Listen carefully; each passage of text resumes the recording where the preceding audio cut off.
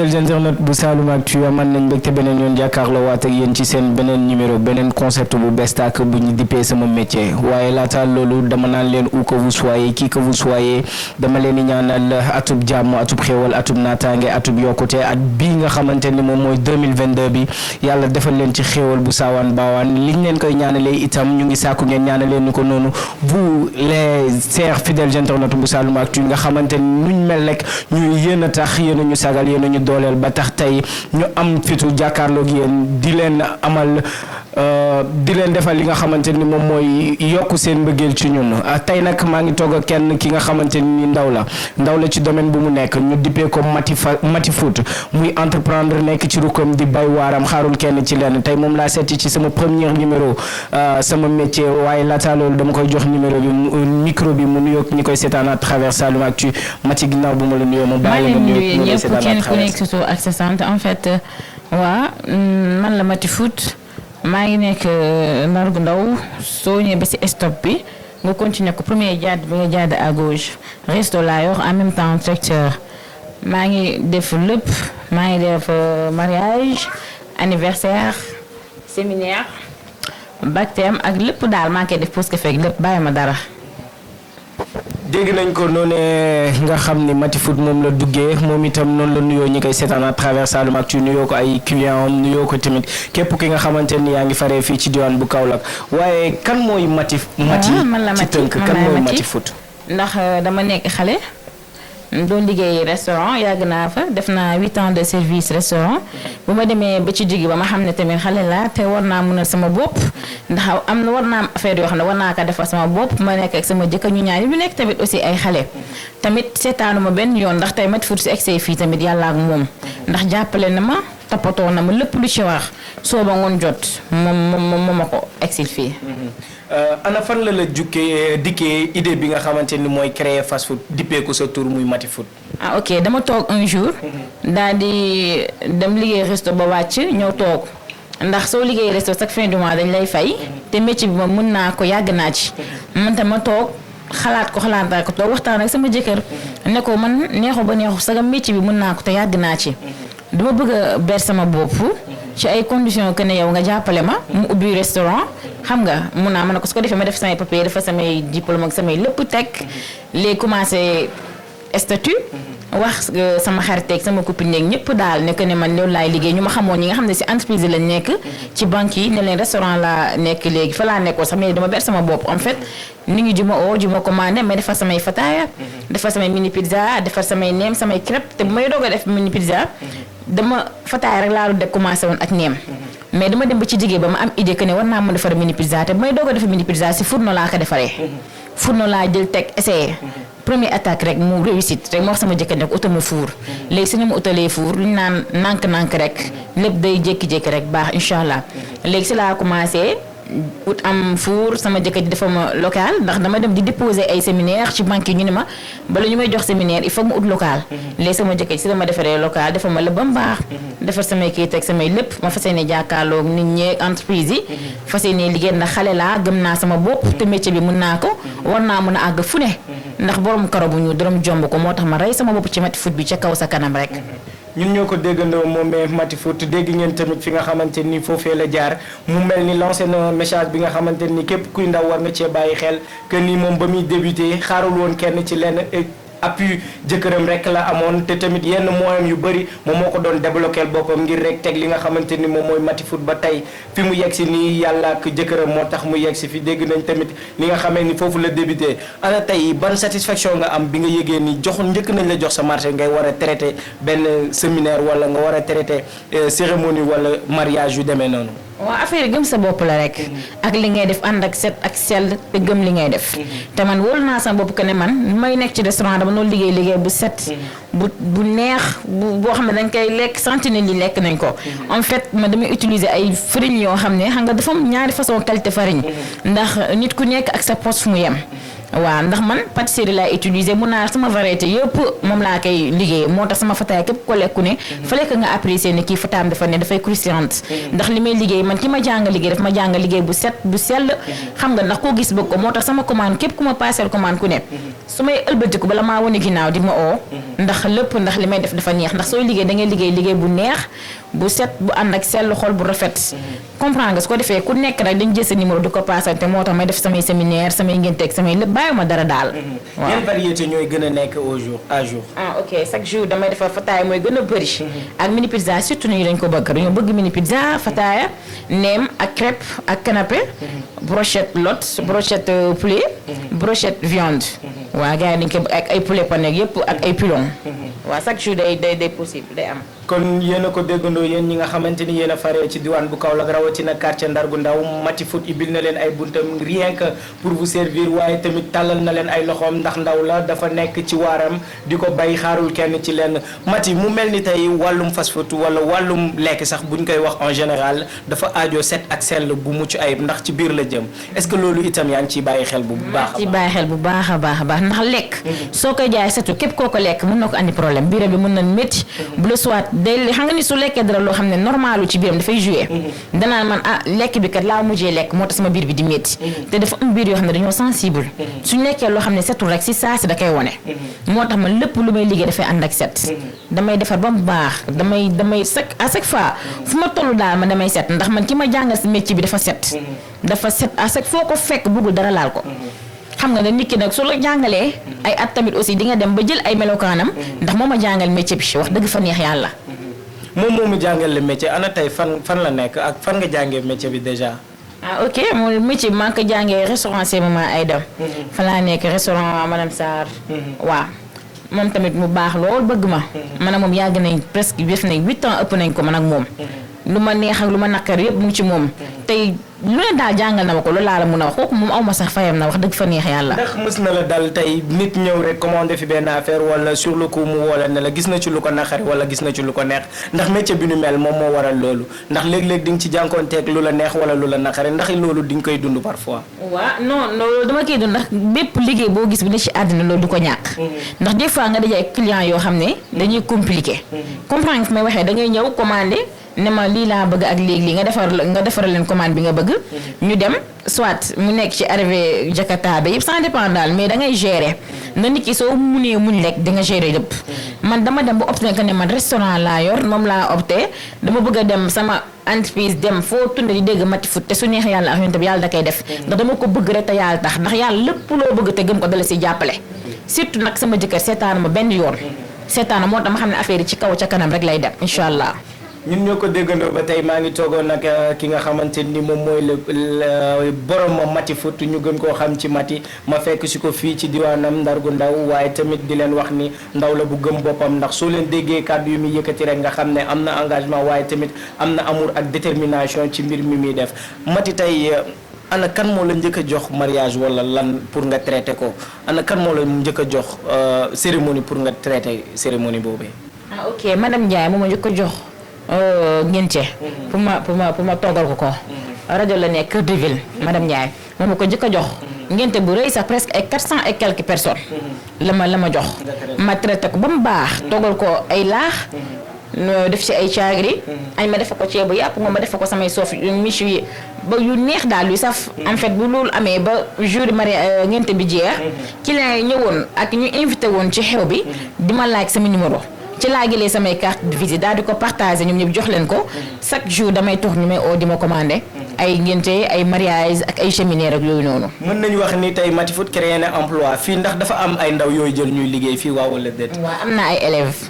am na ay 4 élèves yooyu ay stagiaires am na ay stagiaires am na ay élèves. ay xale yu mën a liggéey tamit yu sawar yu ma déggal. te gëm tamit duñ gëm te nee naa leen li ngeen gëm nii su ngeen ko gëmee incha allah comme ni ma ko def. li ma am di ngeen ko def ndax xale da ngay gëm sa bopp.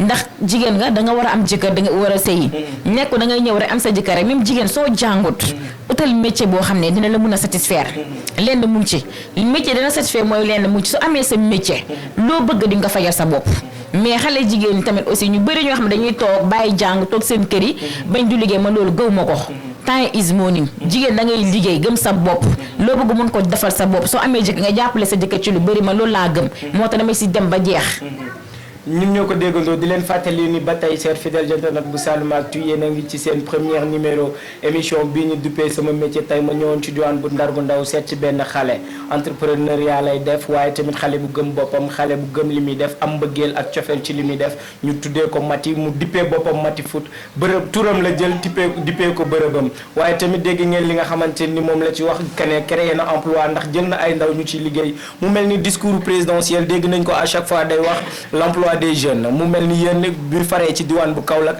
di nga am kàddu yi nga xamante ni di nga ko lancer le futur maire bi nga xam ne moom moo fi war a toog le soir du 23 janvier prochain incha allah que ni bu ñëwee mu booster xale yi wala mu jàppale ndaw ñi ci ñu am xëy yow xaaroo loolu noonu ana tey lan nga war a lancer kooku pour bu ñëwee yéen ñi nga xam ne ni yéen a ngi entreprendre di wut lu ngeen am wala di wut seen métier bopp mu teg leen loxo ana tey ban message nga ko war a mën a lancer. mu gën ñoo dooleel rek mu gën ñoo dooleel xam ne ay xale lañ. xale bu dem ba jël xelam xalaat que ni ma war naa mën a liggéey pour defar sama bopp kooku dafa jar a jàppale. ndax dëkk bi fu mu nekk léegi dafa métti. adduna bi léegi bopp sa bopp moo tax ku si am métier dañ koy téye. ñun tam ñu di ko ñaax tamit à chaque fois xale yi nga xam ne tamit am na ñu bëgg def formation restauration pour def mais amuñu moyen pour def ko. comprends nga formation ñu jéem a wàññi kii inscription bi. pour mun a jàppale xale yi ñu si amul liggéey yu bëri mun see jëfandikoo pour liggéey pour jàppale seen bopp. loolu daal laa koy ñaax. dégg ngeen message bi nga xamante ni moom di Mati lancé na ko autorité yi faree fii ci diwaan bu Kaolack waaye tamit Mati laataa ñuy ndër képp bi leen dajee dinaa la laaj ana lan moo tax nga def choix bi n'est-ce pas fii ñu la fekk mooy sa kër. waaw ana tey lan moo tax choix bi doon fii nii nga jël bërëb bi étalé woo ko yaatal ko ñu ci bëri gis ci seen bopp nga ñëw def ko ci sa kër. non fii laa ko def ndax soo gisee la moo tax ma def ko fii mooy. dama ñëw sëy si sama kër. ma nekk ak sama goro. léegi ma nekk ak sama goro ñu ñaax ñu ne ci kër gi. en fait su ma jëlee restaurant bi yóbbu ko feneen ci àll ba ma duma ko mën a xool bu baax. comprendre nga te man sama goro moo jur sama jëkkër dama ko war a mën a toppatoo moo tax ma ne sama jëkkër na ma tëggi restaurant bi ci buntu kër gi ndax ma liggéey sama restaurant moom di ko liggéey te di ko xoolaale mu doon benn kër gi léegi man nit ki fépp foo nekk fu ne rek sa wërsëg dala fay fekk si.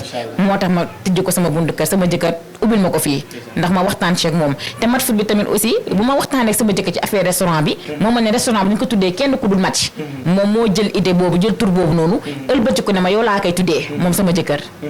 ñun ñoo ko déggandoo yaakaar naa ni yéen a képp kuy ndaw waaye yéen a képp kuy jigéen ndax kat wane na ni warul doon rek femme au foyer di toppatoo jëkkëram toppatoo goroom rek toog na yàcc na yasar bañ a def dara waaye wane na ni itam jigéen bu brave la jigéen bu battante la guerrière la une dame de fer la day liggéeyam waaye du ko yàqal dara ci mu toppatoo ménage am nu comme ni mu waree kon loolu ci itam leçon la ci yéen ñi nga xamante ni yéen ñuy seetaan à travers la scène leader du Saloum-Actu Mati bala ñuy ndar képp bi leen dajee tey ku la bëgg a jot ana fan lay jaar pour jot la. waaw fii ma bëgg a jot dina sama numéro da koy jot ndax sama numéro mu ngi fépp. man ndax sama flyers yeeg samay lépp sama numéro moo ci nekk ak sama numéro jëkkër. ndax mën ngaa passé numéro en direct. ba mun naa kaa passé kañ mais numéro sama beneen numéro ba ngeen njëkk a jot mooy 77 559 24 03. deuxième numéro 77 128 80 92. premier numéro mooy numéro monsieur. monsieur waaw monsieur moom mooy kii bi moom mooy comptable bi quoi. mooy lépp moom mooy lépp ku bëgg gis Mati daal si monsieur ngay jaar. waaw kon ñun ñoo ko déggandoo chers fidèles internautes bu Saloum-Actu dañ koy wax saa su nekk Saloum-Actu c'est la chaîne leader la chaîne phare ki nga xam ne day boole utile ak agréable rien que pour vous servir ñu ngi leen di fekk kenn ku ci nekk ci gox bi nga nekk ak ci métier bu ngay yëngu ñëw wane ko fësal ko parce que dama koy wax à chaque fois bul xaar kenn ci lenn bul xaar ci état ci dara bul xaar sa papa bul xaar sa yaay ci dara de 50 francs à 500 000 francs mën nga cee débloquer sa propre projet nga teg ko yàlla jàppale la comme nu ko Mati defee ak comme nu ko keneen ak keneen di defee ubbil nañ leen buntu yëpp képp fu waay mën a nekk dinañ la fa fekk tàllal la suñuy micro waxtaan ak yow ci concept bi ci loolu rek lay dox muy sama métier kon na ngeen ñu ko à chaque fois dinañ ñëw gox bi ngeen nekk waxtaan ak yéen Mati kàddu gu mujj gi lan lay doon. kàddu mujj mooy leen yéen itam aussi maa ngi leen di gërëm di leen di sant ndax li ngeen def tamit lu rafet la ndax dugg ci dëkk bi di xool ñi nga xam ne ñu ngi jël seen temps jëm seen lépp di liggéey pour jàppale seen bopp jàppale seen njaboot tamit seetaanu leen benn yoon seetaanu leen ndax gis nga acte bi ngeen def nii rek dafa rafet ndax li tamit day yokk bës ci nit gën a xam nit comprendre nga tamit di gërëm sama yaay ak sama papa ñoom tam jàpp nañ si ndax ñoom seen ñaan moo tax ñu egsi fii ba fii ndax nit ki sa yaay ak sa papa moom su la ñaanalee rek lépp loo fëgg day ñëw surtout sa jëkkër te man sama jëkkër daf maa ñaanal moo tax dagaluma lool. ana lan nga may jox tey man ma dégusté nag xanaa ba. waaw yow li ma lay jox tey dafay ëpp sax. parce que ñun ay jeunes entrepreneurs lañu. xam nga yoo xam ne soxla nañ tey être devant la scène. pour fës et tout.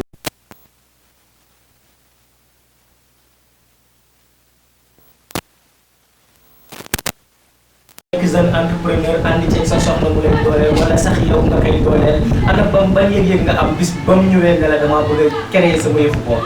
bon yëg-yëg bi ma am mooy satisfaction. benn ñaar ba pare xam naa ne sama jabar c'est une femme brave. voilà soo gisee tey ma jël sama xaalis. investir ko si lii. investir ko dans la côté.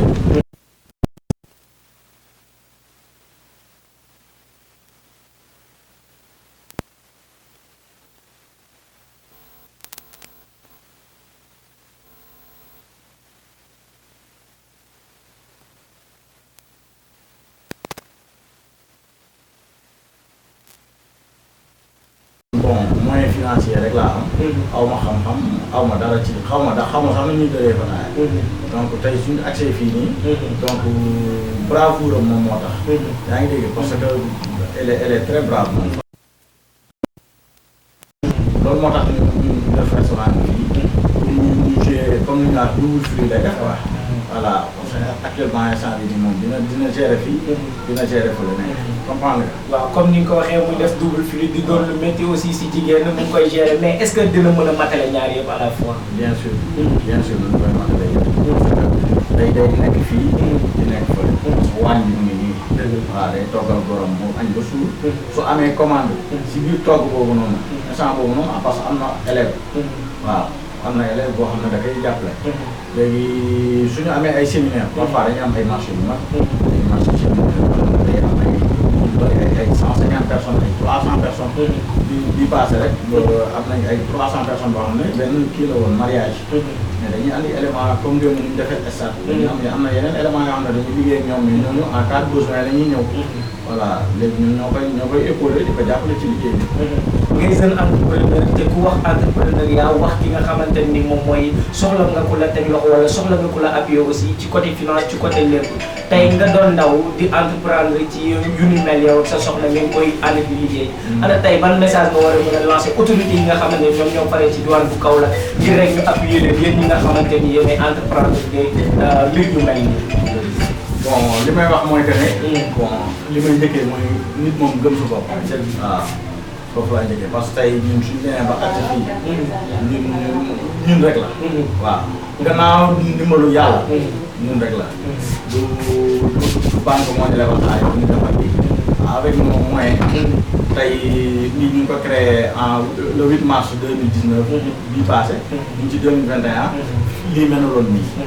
place bi mel na loon nii xorom si tuuti mu daane nii. mais tey gis nga karole nañ ko defar ko ba mu baax. xam nga ñu ngi góorgóorlu di def petit à petit pour bon avancer quoi par rapport ak liggéey bi bon li may woote nag. pour entrepreneuriat dafa doon loo xam ne tu es autonome. waaw tu es autonome ba pare te lu liggéey yow yaa ko moom. xam nga donc maa ngi ñaax tamit autorités yi. xam nga ñu buux xale yi pour ñu dem di def entrepreneuriat parce que am na ñoo xam ne bu ñu amee diplôme rek. ñoom jàpp nañ ne état da dañ war a jël. pour ñu liggéey dem toog ci bureau. man mii di wax ak yow sama licence en comptabilité laa am. je suis un produit de l'ISM. l'ISM Kaolack laa amee sama diplôme. liggéey naa King Fahd Place liggéey naa feneen ak feneen. fu nekk liggéey naa ko. mais dama dem ba xam ne entrepreneuriat man li may liggéey. entrepreneuriat moom moo ko mën a may. parce que loolu liggéey jàmbur la. waaw dañ lay conditionné dañ lay teg ci loo xam ne peut-être yow du la arrangé.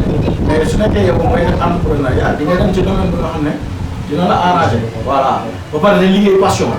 te liggéey bi ngay def nii yow passion la. waaw balaa ngaa xool xaalis bi ak leneen ak leneen. yaa ngi dégg foog mu am tuuti. voilà amul lu ngay jiital. loolu mooy tax pour mu barkeel. voilà léegi nag ñun liggéey bi ñu def nii. ak sama jabar passion la comme mu si dëkk. parce que moom comme ni ma la ko waxee. war na ma bravo. war na ma que ne moom dafa gudd lii nii. bu jógee 6 heures du matin. balaa ñu tëdd guddee jot. comprendre nga. di ñefe bu baax a baax donc kon man sama xaalis bi ma doon wër. donc kon regretté moom. waaw wax dëgg yàlla. kon foofu la ñuy jaaree rek laataa ñuy dar képp bi leen rek tamit nga lancé benn message boo xamante ne ni képp kuy ndaw wala képp kuy jeunesse nekk ci àddina wërgal këpp dina ci mën a jëriñu ngir rek bañ a xaar kenn ci lenn pour mën a dem par ses maigres moyens. ban message boo war a mën a lancé ndaw yi. voilà damay lancé message xale yi. ñëpp ne leen. nit mën na démarrer 100 francs. mu dem ba doon ay milliards. voilà parce que ñun bi ñuy démarrer lii exemple la. exemple la ñu dëkk ak ñun xam nañ ñu mu demee. waaw fii ni ñu meloon ak instant bi ñu mel.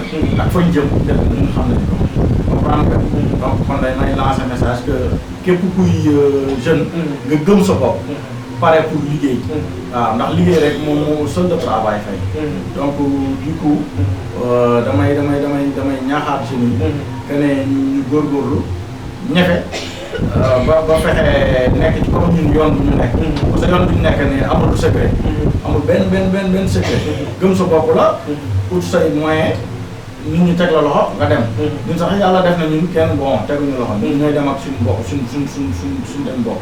ay self-made lañ quoi. waaw comme maag sama jabar ñooy liggéey. donc ñu ngi góorgóorlu. fexe ñu demal suñu bopp. léegi nag ku ñu ci fekk si. baax na ku ñu ci fekk lu tamit. ñu nekk ci yoon bi rek parce que sëñ Fallou daan na wax ne buñ la fekkee ci yoon bi. rek dinañ la mën a yóbbaale mais ku la fekkul ci yoon bi mënu la yóbbaale. voilà donc du coup maa ngi ñaaxaat jeunes yëpp. ñu nekk ci lancé boobu noonu. góorgóorlu xam ne àdduna fii moom dara neew fi lu liggéey. ñàkk jëriñu quoi.